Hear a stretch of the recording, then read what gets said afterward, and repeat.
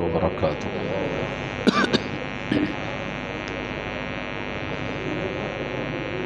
إن الحمد لله نحمده ونستعينه ونستغفره ونعوذ بالله من شرور أنفسنا ومن سيئات أعمالنا. من يهده الله فلا مضل له ومن يضلله فلا هادي له. وأشهد أن لا إله إلا الله وحده لا شريك له وأشهد أن محمدًا عبده ورسوله. أما بعد فإن خير الحديث كتاب الله وخير الهدي هدي محمد صلى الله تعالى عليه وسلم وشر الأمور محدثاتها وكل محدثة بدعة وكل بدعة ضلالة وكل ضلالة في النار. رب اشرح لي صدري ويسر لي أمري واحلل عقدة من لساني يفقهوا قولي. أعوذ بالله السميع العليم من الشيطان الرجيم. بسم الله الرحمن الرحيم. يأمرهم بالمعروف وينهاهم عن المنكر ويحل لهم الطيبات ويحرم عليهم الخبائث ويضع عنهم إصرهم والأغلال التي كانت عليهم. فالذين آمنوا به وعزروه ونصروه واتبعوا النور الذي أنزل معه أولئك هم المفلحون.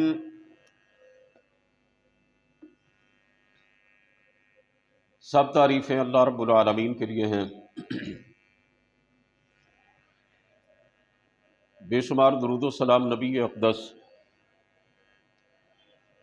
حضرت محمد الرسول اللہ صلی اللہ علیہ وآلہ وسلم کی ذات گرامی پر، آپ کی آل طاہرہ اور آپ کے صحابہ کرام پر، اور قیامت تک آپ کی فرما برداری کرنے والے ہر مسلمان پر اللہ کی کروڑوں رحمتیں ہوں. حضرات محترم، اللہ رب العزت کے بابرکت کلام میں سے ایک آیہ مبارکہ کا ایک حصہ میں نے آپ کے سامنے تلاوت کیا ہے. اس میں اللہ حکم الحاکمین نے ارشاد فرمایا، اپنے پیارے پیغمبر علیہ الصلاۃ والسلام کا تعارف کرتے ہوئے اور آپ صلی اللہ علیہ وسلم کے دنیا میں تشریف لانے کا مقصد بیان کرتے ہوئے فرمایا، یأمرہم بالمعروف وینہاہم عن المنکر،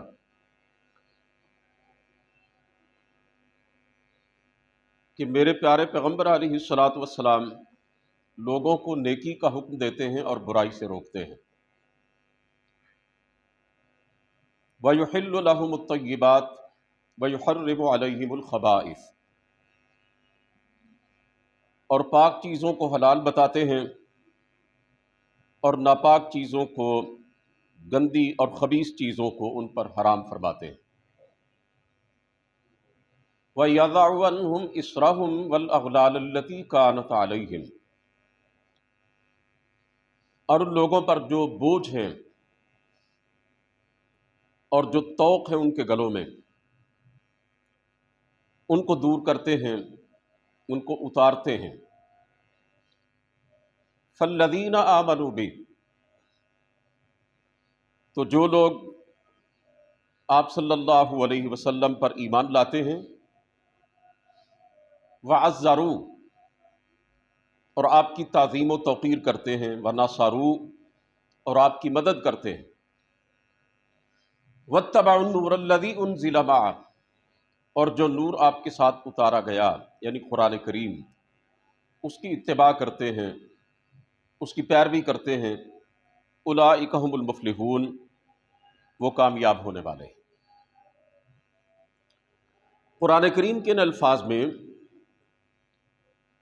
سرکار دو عالم صلی اللہ علیہ وسلم کی بعثت کے کئی مقاصد بیان فرمائے گئے۔ ان میں سے ایک ابھی آپ نے سماعت کیا کہ آپ صلی اللہ علیہ وسلم وہ بوجھ لوگوں کے اوپر سے اتارنے کے لیے آئے جو انہوں نے اپنے اوپر لادے ہوئے تھے، اور جو طوق لوگوں نے اپنے گلوں میں ڈالے ہوئے تھے ان سے ان کو آزاد کروانے کے لیے آئے۔ یہ کون سے بوجھ تھے؟ یہ کون سے طوق تھے؟ زمانے کے رسم و رواج کے بوجھ۔ خواہ مخواہ لوگوں نے اپنے اوپر جو پابندیاں عائد کر دی تھی ان کے طوق۔ رسول مقبول صلی اللہ علیہ وسلم نے اس دنیا میں آ کر لوگوں کو یہ بتلایا کہ اللہ رب العزت کا دیا ہوا دین، نظام حیات اسلام ہے۔ ان چیزوں کو اللہ تعالیٰ پسند فرماتے ہیں، ان چیزوں کو آپ ناپسند کرتے ہیں۔ ان کاموں کا حکم اللہ رب العزت نے دیا ہے اور ان کاموں سے منع کیا ہے۔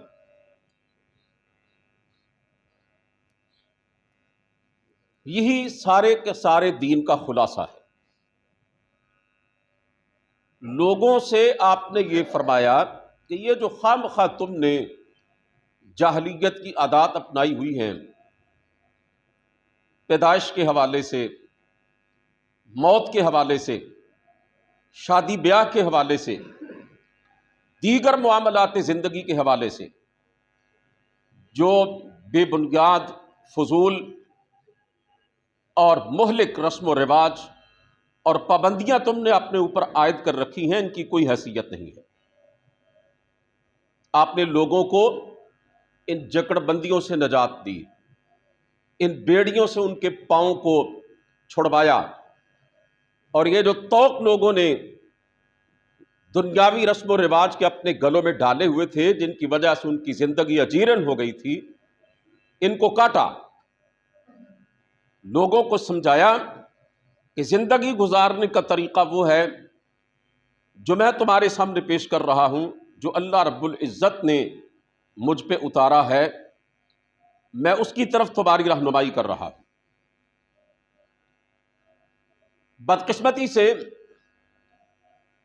ہم چونکہ بر صغیر کے رہنے والے ہیں اور یہاں کے مسلمان سینکڑوں برس تک ہندوؤں کے ساتھ مل جل کر رہتے رہے، اب بھی جو مسلمان بھارت میں ہیں، کروڑوں کی تعداد میں ہیں، وہ ہندوؤں کے ساتھ اپنے معاشرے میں رہتے ہوئے زندگی گزار رہے ہیں، تو اس کی وجہ سے ہندوؤں کے بہت سے اثرات ہمارے دنیاوی معاملات پر پڑ چکے ہیں، اور ہندوؤں کے رسم و رواج کو مسلمانوں نے نہ صرف اپنی خوشی اور غمی کے حوالے سے اپنایا ہے، بلکہ ہندوؤں کی کئی رسومات کو مسلمانوں نے اپنے مذہب کے طور پر اختیار کیا ہوا ہے۔ ہندوؤں کے رواجوں کو وہ ثواب سمجھ کر انجام دیتے ہیں، نیکی سمجھ کر انجام دیتے ہیں۔ ان میں سے سب سے بڑی قباحت یہ ہے کہ نکاح اور شادی کے معاملے میں اہل اسلام نے ہندوؤں کی بہت سی رسموں کو اپنے اوپر لاگو کیا ہوا ہے، طرح طرح کی پابندیاں اپنے اوپر عائد کی ہوئی ہیں۔ پتہ نہیں کس کس طرح کی رسموں کو نکاح کے ساتھ جوڑ دیا ہے، وابستہ کر دیا ہے۔ حقیقی بات یہ ہے کہ ان رسموں کی وجہ سے اور ان پابندیوں کی وجہ سے ہمارے معاشرے میں نکاح مشکل ہو چکا ہے، مشکل تر ہوتا چلا جا رہا ہے، اور ایک باپ کے لیے اپنی بیٹی کا نکاح کرنا، اس کی شادی کرنا پہاڑ کی صورت اختیار کر چکا ہے۔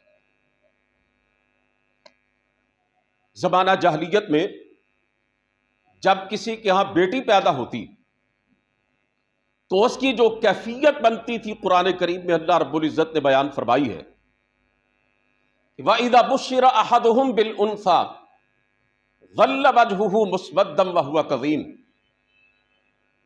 کہ جب کسی کو بتایا جاتا کہ تیرے ہاں بچی پیدا ہوئی ہے تو اسے اتنا افسوس ہوتا، اتنا دکھ ہوتا کہ اس کا چہرہ سیاہ پڑ جاتا۔ یتوارا من القوم من سوء ما بشر بہ، وہ لوگوں سے چھپتا پھرتا تھا کہ میرے حوالے سے کوئی یہ نہ کہہ دے کہ اس کی ہاں بیٹی پیدا ہوئی ہے۔ جاہلیت کی جھوٹی غیرت اور انا اس کے راستے میں آ جاتی تھی۔ ایمسکہ علی ہون ام یدسہ فی التراب، اللہ فرماتے ہیں کہ پھر اس کے سامنے دو راستے ہوتے تھے کہ یا تو ذلت کے ساتھ اس بیٹی کو قبول کر لے، اپنے گھر میں اس کے وجود کو گوارا کر لے۔ یہ بیٹی کی پیدائش اور وجود اس کے لیے باعث ننگو آر ہوتا تھا، اس لیے قرآن کریم میں یہ الفاظ استعمال کیے گئے۔ اور دوسرا راستہ یہ تھا ام یدسہ فی التراب، یا اسے زندہ زمین میں گاڑ دے۔ کچھ اسی طرح کے جذبات اور اسی طرح کی کیفیات آج ہمارے معاشرے میں ایک مسلمان باپ کی بھی ہوتی ہیں جب اس کے ہاں بیٹی پیدا ہوتی ہے۔ جب وہ دیکھتا ہے نا اور غور کرتا ہے کہ میری یہ بیٹی جوان ہوگی، بڑی ہوگی، بالغ ہوگی،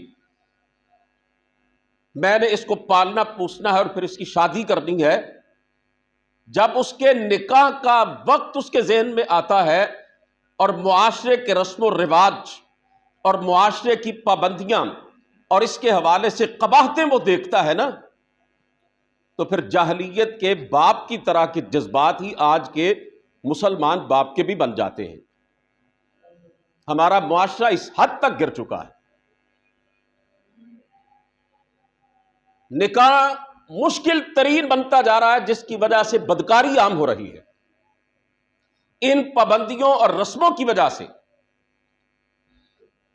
نکاح انتہائی پیچیدہ بن چکا ہے، اور اس کے نتیجے میں کوئی شہر تو کیا شاید کوئی محلہ بھی ایسا نہ ہو جہاں زناکاری اور بدکاری کا ارتکاب نہ کیا جا رہا، جبکہ ہم اس بات کو اچھی طرح جانتے ہیں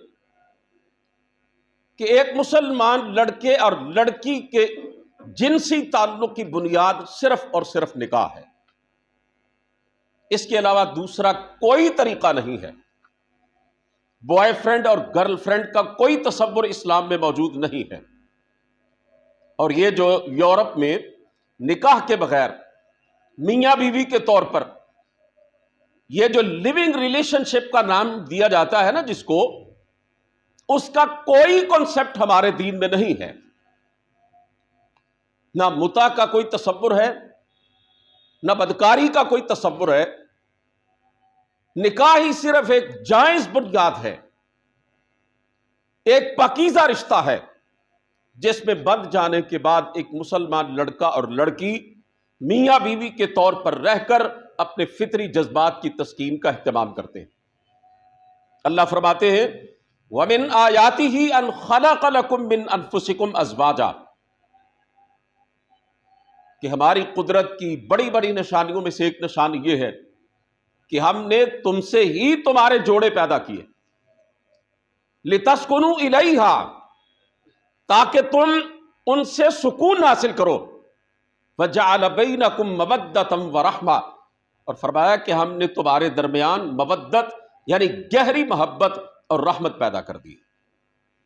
निकाह के बगैर जो लड़का और लड़की ताल्लुकात कायम करते हैं, हकीकी बात यह है कि उनके दिलों में एक दूसरे के लिए कतअन कोई मोहब्बत नहीं होती, कोई खैर खाई नहीं होती एक दूसरे के लिए, सिर्फ एक जिनसियत होती है, शहवत होती है, एक गलीज एक जज्बा होता है जिसकी वो तस्कीन करते हैं। और वो भी इस बात को अच्छी तरह जानते हैं कि हम गुनाह का इर्तिकाब कर रहे हैं। हकीकी रहमत, कल्बी प्यार, मोहब्बत और हमदर्दी का ताल्लुक निकाह के बाद ही एक मुसलमान लड़के और लड़की के दिलों में एक दूसरे के लिए पैदा होता है। और ये अल्लाह रब्बुल इज्जत ने फरमाया हम डालते हैं दिलों में, निकाह के जरिए पैदा करते हैं इस मोहब्बत को। वजअल बैनकुम मवद्दतम व रहमा, अल्लाह फरमाते हैं ये हमारी कुदरत की निशानी है कि निकाह के बाद मियां बीवी के दिलों में हम दिली तौर पर एक दूसरे के लिए प्यार और मोहब्बत और रहमत के जज्बात को उजागर कर देते हैं। भला जो जज्बात अल्लाह पैदा करे दुनिया का कोई इंसान पैदा कर सकता है? साइंसदानों को लें आप, डे केयर सेंटर बने हुए हैं ना यूरोप के मुल्कों में, पाकिस्तान में भी हैं, जो औरतें मुलाजमत करती हैं उनके छोटे छोटे दूध पीते बच्चों की केयर करने के लिए, उनको खिलाने पिलाने पालने पूछने के लिए डे केयर सेंटर बने हैं। वहां पर औरतें किराए पर रखी हुई है, तनख्वाह पर रखी हुई है, वो उन बच्चों की देखभाल करती हैं। मैं कहता हूं दुनिया की बेहतरीन नर्स किसी बच्चे को खिला देगी पिला देगी, हो सकता है मां से बेहतर तरीके से बच्चे की ग़िज़ा का और खुराक का बंदोबस्त करे और उसकी केयर करे, लेकिन जो मां के दिल में जज्बात अल्लाह रब्बुल इज्जत ने रखे हैं वो किसी दूसरी औरत के दिलों में कोई साइंस कोई डॉक्टर पैदा कर सकता है? बल्कि साइंस तो इस बात को तस्लीम कर चुकी है कि आज के तरक्की याफ्ता दौर के अंदर भी बच्चों की खुराक और जो मसनूई दूध बनाया हुआ है, बेहतरीन से बेहतरीन दूध के अंदर भी वो असरात नहीं है जो मां के दूध के अंदर अल्लाह रब्बुल इज्जत ने बच्चे के लिए बनाए। मां के दूध का कोई मुतबादल नहीं तो मां की ममता का कोई मुतबादल कैसे हो सकता है? तो अल्लाह फरमाते हैं निकाह के जरिए हम तुम्हारे दिलों में उल्फत और मोहब्बत पैदा करते हैं। जो मियां बीवी का पाकीज़ा रिश्ता होता है अल्लाह ने उसे रहमत वाला करार दिया और फरमाया ये रहमत हम पैदा करते हैं। तो निकाह के बगैर तो भाई मोहब्बत नहीं हो सकती, रहमत के ताल्लुकात पैदा नहीं हो सकते। निकाह के बगैर तो शहवत रानी के सिवा कुछ भी नहीं है। रसूल करीम सल्लल्लाहु अलैहि वसल्लम ने फरमाया खैरुन निकाही ऐसरु, बेहतरीन निकाह वो है जिसमें आसानी हो। आसान निकाह सबसे अच्छा निकाह है। मैं बड़े अदब से पूछना चाहता हूं, क्या मेरे और आपके मुआशरे में निकाह आसान है? मैं तो यहां तक भी अगर कहूं तो गलत नहीं होगा कि हमारे दुनियावी मामलात में सबसे मुश्किल मामला जो है वो निकाह का, शादी का है। कोई मामला इतना पेचीदा नहीं। और यह किसने बनाया है? अल्लाह और उसके रसूल की तरफ से निकाह में कोई मुश्किल नहीं। ये सारी मुश्किलात हमने खुद खड़ी कर रखी है, तरह तरह की रस्मों को अपनाकर, तरह तरह के रिवाजों को अपनाकर, तरह तरह की पाबंदियों को अपने ऊपर लागू करके हमने निकाह के इदारे को तबाह बर्बाद करके रख दिया है। रसूल करीम सल्लल्लाहु अलैहि वसल्लम के ज़माने में निकाह कैसे होता था? हज़रत अब्दुर्रहमान बिन औफ रज़ियल्लाहु ताला अन्हु अशरा मुबशरा में से हैं। रसूल करीम सल्लल्लाहु अलैहि वसल्लम से मिले, उनके कपड़े पर आपने जर्दी लगी हुई देखी। अरब की औरतें ज़ाफ़रान से बनी हुई खुशबू इस्तेमाल करती थी और मियाँ बीवी की मुलाकात के दौरान उस जर्द रंग की खुशबू का कोई असर कपड़े पर बाकी रह जाता था। तो आपने पूछा, ए अब्दुर्रहमान ये जर्दी कैसी है? उन्होंने अर्ज किया, अल्लाह के रसूल तज़व्वज तुमरअतम मिनल अंसार, मैंने अंसार की एक औरत से शादी की है। अब जरा गौर कीजिए, کہ کیسے حضرت عبد الرحمن بن عوف رضی اللہ تعالیٰ عنہ نے نکاح کیا ہوگا، سرکار دو عالم صلی اللہ علیہ وسلم کو بھی ان کے نکاح کا علم نہیں ہوا۔ کیسا سادہ نکاح ہوگا، کیسا آسان نکاح ہوگا، حالانکہ صحابہ کرام کے نزدیک آمنہ کے لال سے بڑھ کے کوئی پیارا نہ تھا۔ آپ کے ایک اشارے پر صحابہ کٹ مرنے کے لیے تیار ہوتے تھے۔ لیکن کئی مثالیں حدیث پاک میں ملتی ہیں کہ صحابہ کرام نے شادیاں کی، نکاح کیے، اللہ کے رسول کو بھی نہ بلایا، اس لیے کہ اس دور میں نکاح کے لیے کوئی اتنے لمبے چوڑے انتظام کا کوئی سلسلہ ہی نہیں تھا۔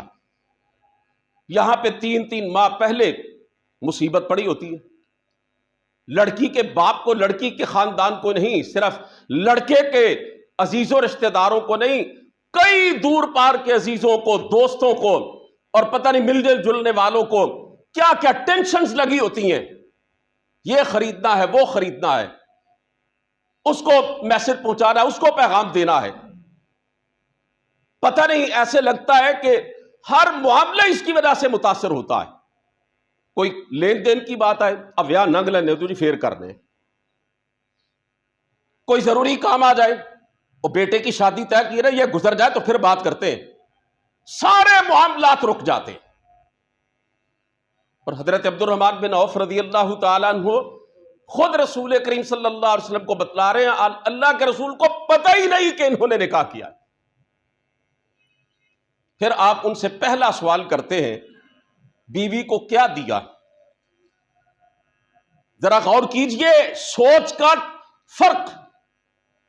ہم نے ہر چیز کو تلپٹ کر دیا،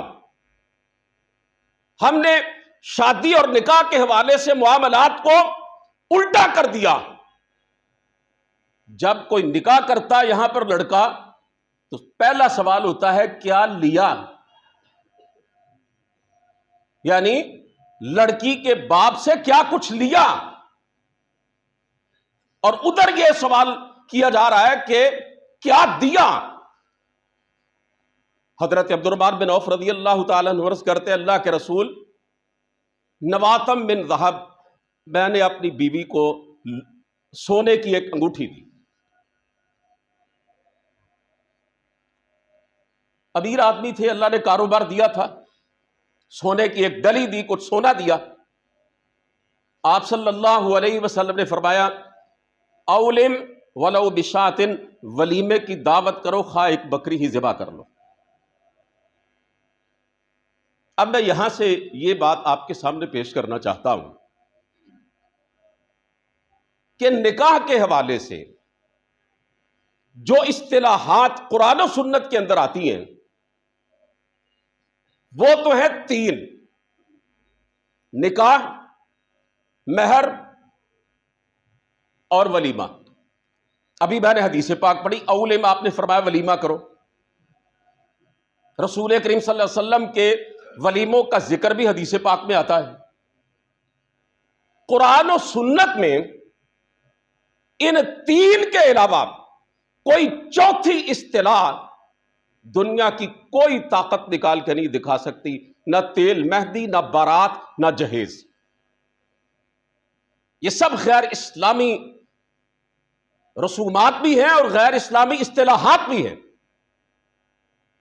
بارات کا تصور ہندوؤں کی طرف سے آیا ہے، اور ہندوؤں کے ہاں یہ لفظ تھا بار یاترا۔ یاترا ہندوؤں کے نزدیک جب وہ اکٹھے ہو کر کسی یعنی مقدس مقام کی زیارت کو جاتے ہیں نا تو اسے یاترا کہتے ہیں۔ جب بیساکھی کے موقع پر یہاں ابن آباد کے قریب سکھ آتے ہیں تو آپ اخبارات میں پڑھتے ہوں گے یا ٹی وی پر خبروں میں سنتے ہوں گے کہ اتنی تعداد میں سکھ یاتری آئے ہیں پاکستان۔ اب یہ بار یاترا کیا تھا؟ ہندوؤں کے ہاں چونکہ لمبے چوڑے جہیز کا رواج ہے تو وہ جاتے لڑکے کے ساتھ نکاح کے لیے، چونکہ بہت سارا ساز و سامان انہیں ساتھ لینا ہوتا، زیورات بھی ہوتے، راستے میں ڈاکوؤں کا خطرہ ہوتا، تو وہ سامان کی حفاظت کے لیے پورا جناب لشکر لے کر جاتے تھے۔ اس کو بر یاترا کہتے تھے. بر شادی کو، رشتے کو کہا جاتا ہے. اسی سے یہ لفظ بگڑ کر ہمارے ہاں برات کے طور پر آ گیا. حدیث کی کتابوں کے اندر کتاب النکاح آپ کو ملے گا، کتاب البرات کا کوئی لفظ دکھا نہیں سکتا ہے. ولیمے کی اصطلاح ملے گی حدیث پاک میں. ابھی میں نے آپ کے سامنے پڑھی حدیث. برات کا کوئی کنسپٹ جو ہے وہ نہیں ہے.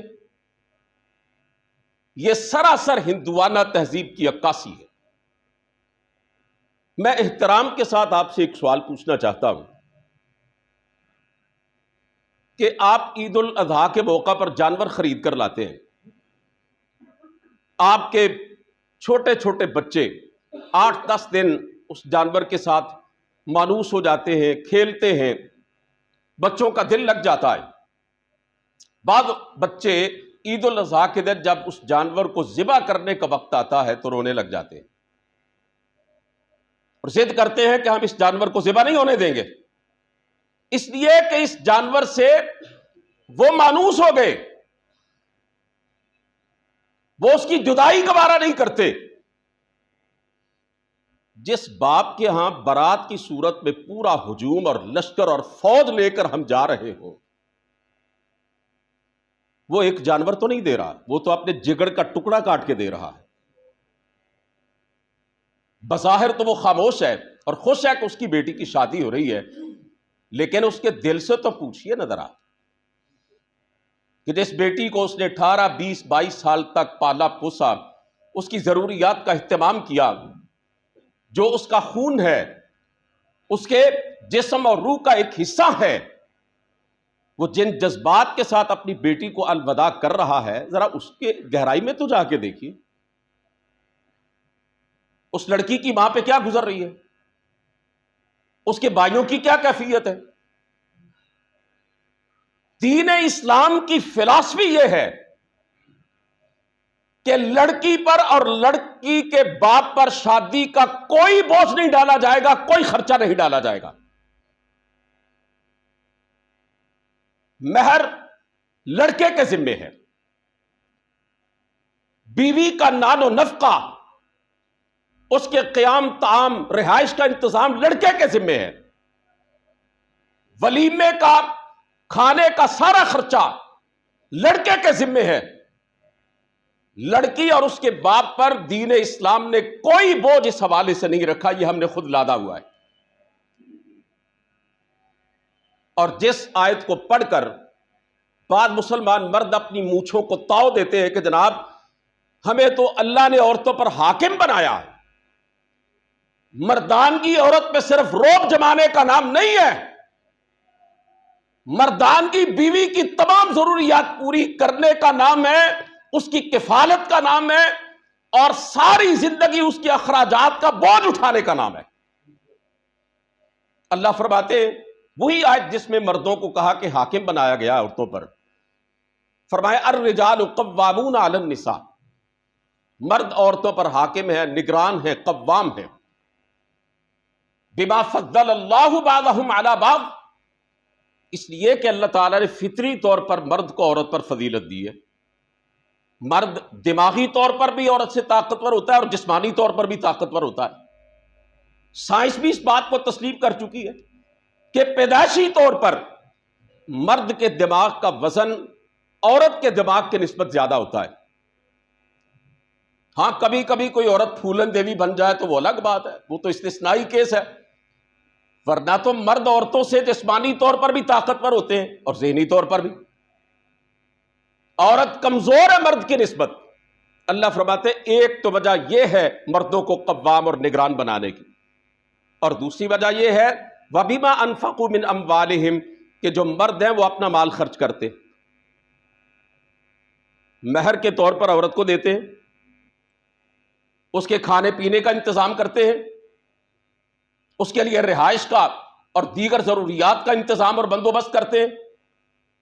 قرآن کریم کی یہ آیت بھی اس بات پہ دلالت کر رہی ہے کہ شادی بیاہ کے اور عورت کے تمام اخراجات کی ذمہ داری مرد پر ہے، نہ کہ عورت پر اور اس کے باپ پر.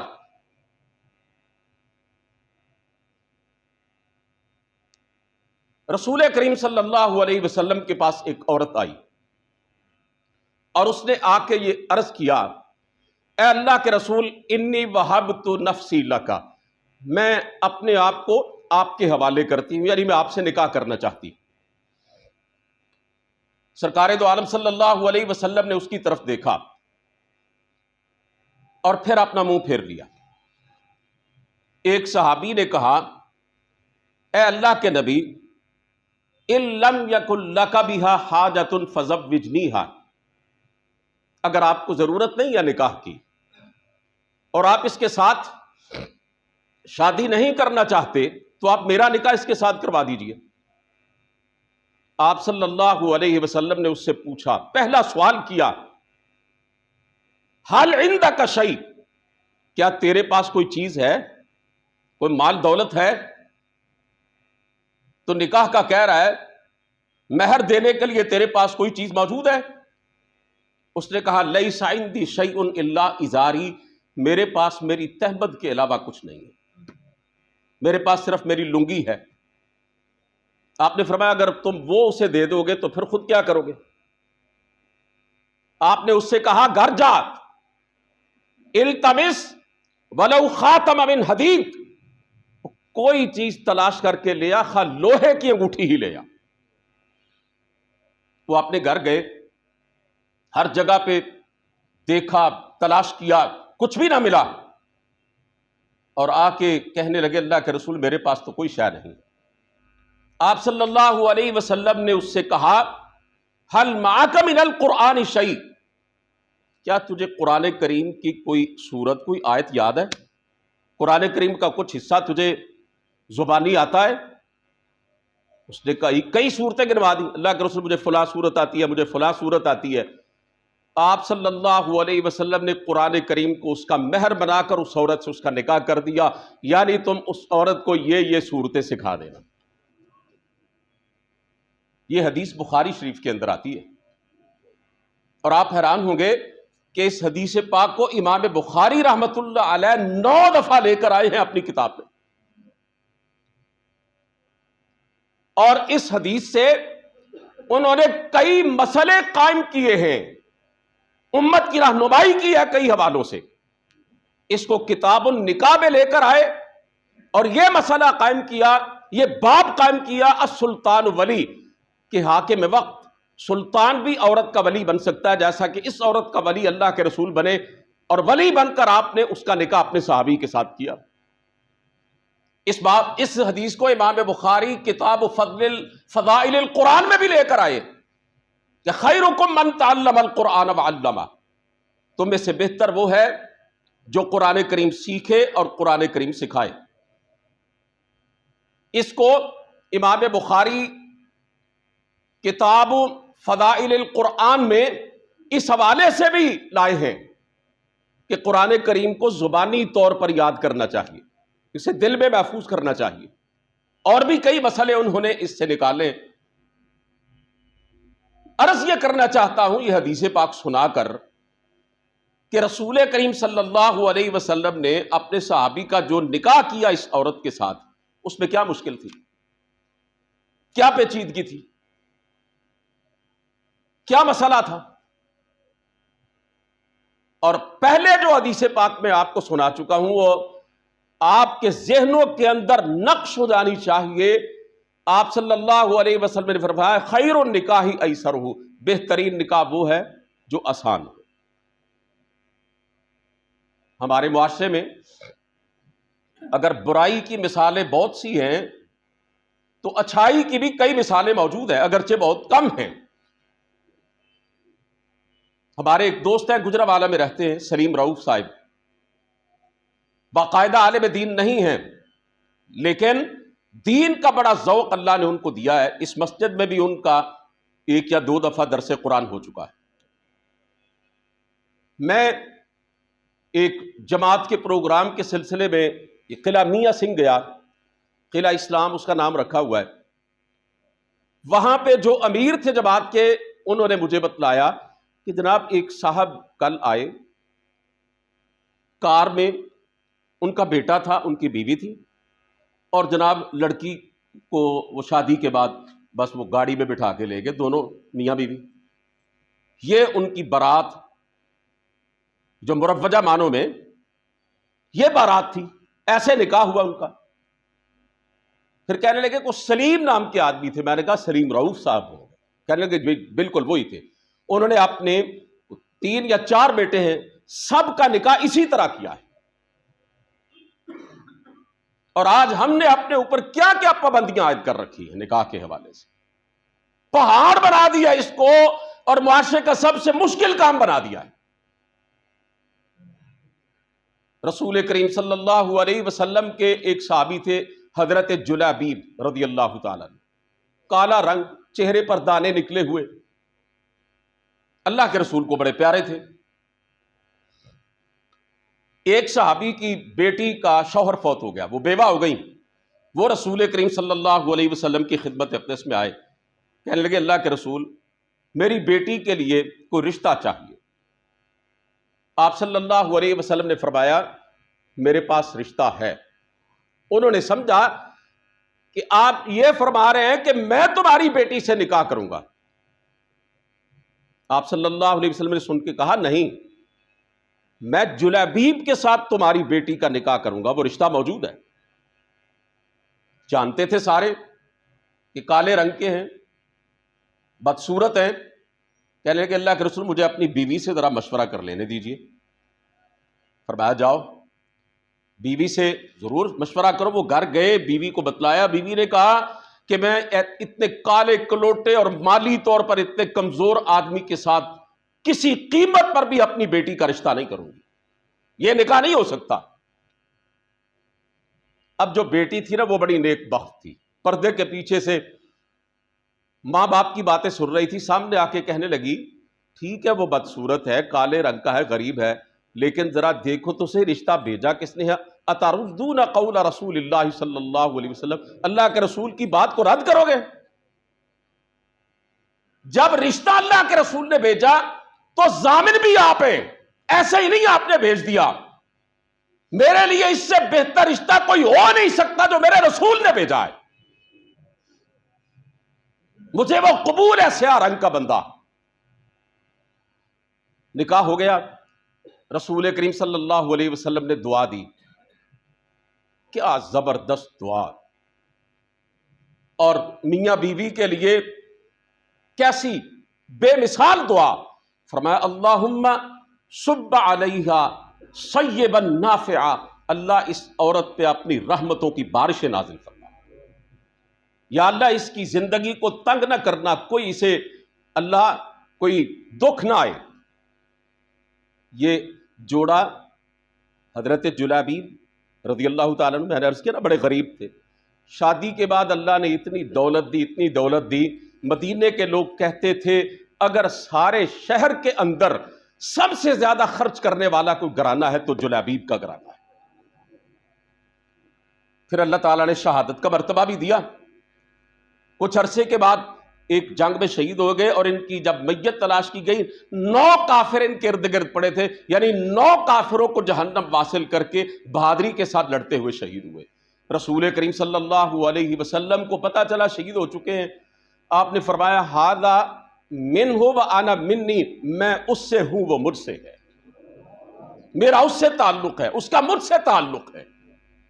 اور بھائیو اتنا خوش نصیب آدمی، میت کی چارپائی دستیاب نہیں، جنازے کی چارپائی کے طور پر اللہ کے نبی کا کندھا آتا ہے اور آپ اسے اپنے دوش مبارک پر سوار کر کے قبر تک لے کے آتے ہیں، اپنے ہاتھوں سے اس کو دفناتے ہیں. اور صحابہ تمنا کرتے ہیں کاش یہ جلابیب کی میت نہ ہوتی، یہ ہماری میت ہوتی. یہ وہ لوگ تھے جنہوں نے رسول کریم صلی اللہ علیہ وسلم کا کلمہ پڑھنے کے بعد وہ نہیں کیا جو خود چاہتے تھے، انہوں نے وہی کیا جو اللہ اور اس کا رسول چاہتے تھے. آج ہم مرضی کی اطاعت کرتے ہیں. آج کے میرے مسلمان بھائی، وہ تھوڑی سی تعداد جو نمازی ہے، وہ نماز پڑھتے ہیں اللہ کے رسول کے طریقے پر، روزہ رکھتے ہیں اللہ کے رسول کے طریقے پر، زکوٰۃ دیتے ہیں اللہ کے رسول کے طریقے پر، حج کرتے ہیں اللہ کے نبی کے طریقے پر، عمرہ کرتے ہیں اللہ کے رسول کے طریقے پر، لیکن شادی بیاہ کرتے ہیں اپنے طریقے پر. نماز کے چھوٹے چھوٹے مسائل میں جھگڑتے ہیں، پاؤں کس طرح ملانے ہیں، ہاتھ کہاں پہ باندھنے ہیں، آمین اونچی کہنی ہے یا آہستہ کہنی ہے، امام کے پیچھے فاتحہ پڑھ دی ہے کہ نہیں پڑھ دی ہے، چھوٹے چھوٹے نماز کے مسائل میں نزاع کرتے ہیں۔ اور نکاح جیسا جو معاملہ ہے، بڑا زندگی کا سنجیدہ معاملہ، اس میں غور کرنا ہی گوارا نہیں کرتے کہ اللہ کے رسول کا کیا طریقہ ہے۔ بعض شادیوں میں شرکت کا موقع ملتا ہے، بے ہنگم اچھل کود، بے حیائی اور یعنی بے پردگی اور موسیقی، بینڈ باجا۔ یقین جانے میں نے 2-4 دفعہ ہمت کر کے کہہ دیا، خدا کا واسطہ اس کو تو بند کر دو۔ مجھے کہنے لگا حافظ صاحب آج معاف کر دے۔ معاف میں نے کرنا بھائی، معافی مانگنی ہے، یہ سارے سلسلے ختم کر کے اللہ سے معافی مانگو۔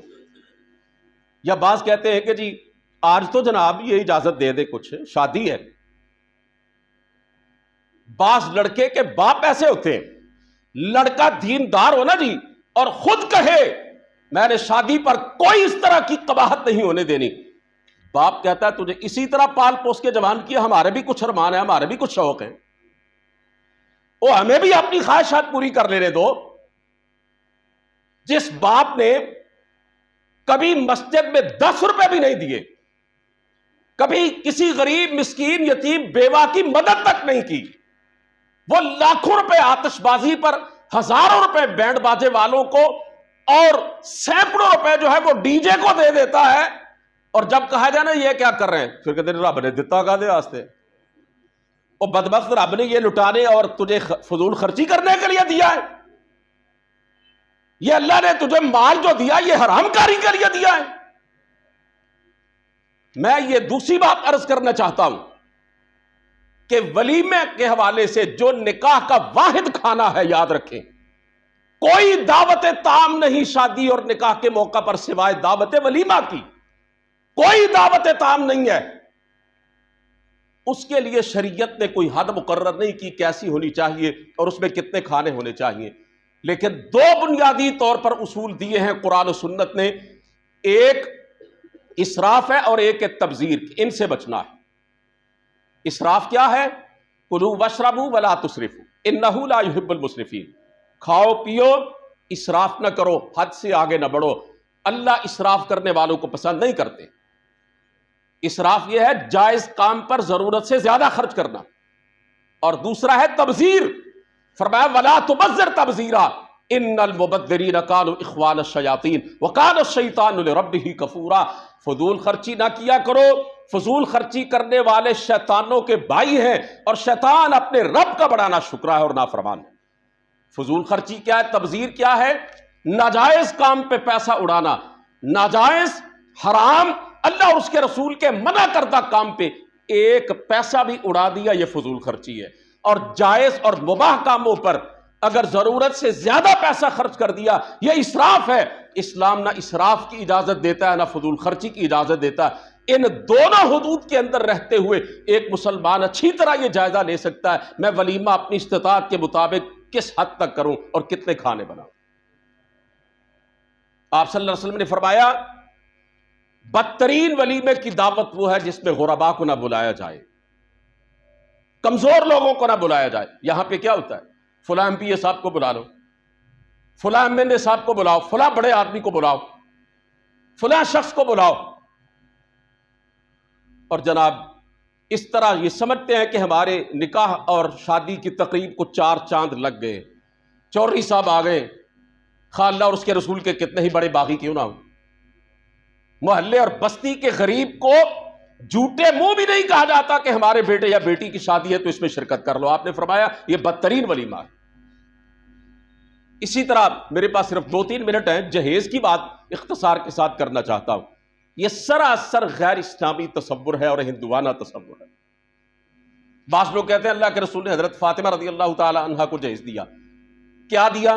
کہتے جی مشکیزہ دیا، تکیہ دیا جس میں اذخر گھاس بھری ہوئی تھی۔ آپ صلی اللہ علیہ وسلم نے چادر دی اپنی بیٹی کو۔ یہ اس زمانے کا جہیز تھا۔ یہ جو ہم طرح طرح کا یہ ساز و سامان لاکھوں روپے کا دے رہے ہیں، یہ آج کے دور کا جہیز ہے۔ جو لے رہے ہیں وہ کہتے ہیں یہ آج کے دور کا جہیز ہے، وہ اس دور کا جہیز تھا۔ میں آپ کو سمجھانے کے لیے ایک بات آپ سے پوچھنا چاہتا ہوں، میرے نبی کی کتنی بیٹیاں تھیں؟ 4 بیٹیاں تھیں نا. اچھا، حضرت فاطمہ رضی اللہ تعالیٰ عنہ کو آپ نے جہیز دیا، حضرت رقیہ رضی اللہ تعالیٰ عنہ کو بھی دیا ہوگا، حضرت ام کلثوم رضی اللہ تعالیٰ عنہ کو بھی دیا ہوگا، حضرت زینب رضی اللہ تعالیٰ عنہ کو بھی دیا ہوگا. میرے نبی سے بڑھ کے عدل کرنے والا کوئی نہیں. میرے نبی نے کبھی کسی پہ ظلم نہیں کیا. اپنی اولاد پر کیا کرتے؟ اگر حضرت فاطمہ کو دیا تو باقی تینوں بیٹیوں کو بھی دیا ہوگا. لیکن حدیث پاک میں صرف حضرت فاطمہ کے بارے میں آتا ہے یہ 2-4 چیزیں دی آپ نے اپنی بیٹی کو، باقی تینوں بیٹیوں کو کیا دیا اس کا سرے سے حدیث میں کوئی تذکرہ ہی نہیں ہے. حضرت فاطمہ کو آپ نے جہیز نہیں دیا. حضرت علی رضی اللہ تعالی عنہ کے کفیل تھے اللہ کے رسول، حضرت علی رضی اللہ تعالی عنہ کے سرپرست تھے. حضرت ابو طالب بڑے غریب تھے. نبوت سے پہلے ہی آپ صلی اللہ علیہ وسلم نے اپنے چچا کی غربت کا خیال کرتے ہوئے کہا تھا آپ کے اس بیٹے کی پرورش اور اس کی کفالت میں کروں گا. حضرت علی انتہائی غریب تھے، ان کے پاس اپنا مکان نہ تھا. شادی کی پہلی رات انہوں نے ایک انصاری صحابی کے گھر میں گزاری تھی. اللہ کے رسول نے جو دیا وہ حضرت علی کے گارجین کی حیثیت سے، سرپرست کی حیثیت سے دیا، ایک باپ کی حیثیت سے جہیز کے طور پر نہیں دیا. اور نکاح کو ہم نے اس طریقے سے بھی مشکل بنایا ہے. رشتے آتے ہیں بڑے بڑے اچھے، دیندار، نمازی، اچھے بااخلاق لڑکے اور لڑکیوں کے، لیکن ریجیکٹ کر دیے جاتے ہیں.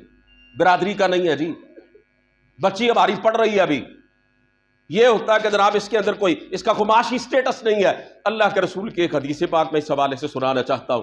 میرے پیارے پیغمبر علیہ الصلوۃ والسلام نے فرمایا تنکح المرأۃ لاربع، عورت سے 4 باتوں کی بنا پر نکاح کیا جاتا ہے. لمالہا ولجمالہا ولحسبہا ولدینہا، اس کے مال کی وجہ سے، اس کی خوبصورتی کی وجہ سے، اس کے خاندان کی وجہ سے اور اس کے دین کی وجہ سے. آپ نے فرمایا فاظفر بذات الدین، ان 3 جو پہلی باتیں ان کو چھوڑ دو، دیندار عورت سے نکاح کرو، لڑکی کا دین دیکھ کر اس کے ساتھ شادی کرو. آپ نے فرمایا من خطب الیکم من ترضون من دینہ وخلقہ، فرمایا جب کسی لڑکے کا رشتہ آئے اور تم دیکھو کہ اس کا دین اچھا ہے، یعنی دین کے مطابق چل رہا ہے، اس کا اخلاق بھی اچھا ہے، فرمایا اس کو دیکھ کے آپ نکاح کر دو اس لڑکے کے ساتھ. حضرات محترم، میرے پاس وقت بہت کم ہے، بلکہ وقت تو پورا ہو چکا ہے، 1 منٹ اوپر ہو چکا ہے. یہ موضوع بڑا وقت مانگتا ہے، انشاءاللہ پھر کسی دن اس پہ اظہار خیال کروں گا. اللہ سے دعا ہے کہ وہ ہمارے معاشرے میں ہمیں نکاح کو آسان بنانے کی توفیق دے، ہندوانہ رسموں سے اللہ ہمیں بچنے کی توفیق عطا فرمائے. اور اللہ یہ جو لاکھوں بیٹیاں اس قوم کی 35 لاکھ سے زیادہ بچیاں جہیز نہ ہونے کی وجہ سے اپنے گھروں کے اندر بیٹھی ہیں، ان کے بالوں میں چاندی اتر آئی ہے، ان کے ماں باپ کی آنکھیں پتھرا گئی ہیں کسی رشتے کا انتظار کرتے ہوئے. اللہ ایسے ماں باپ کے لیے آسانیاں پیدا کر دے. وآخر دعوانا الحمد للہ رب العالمین.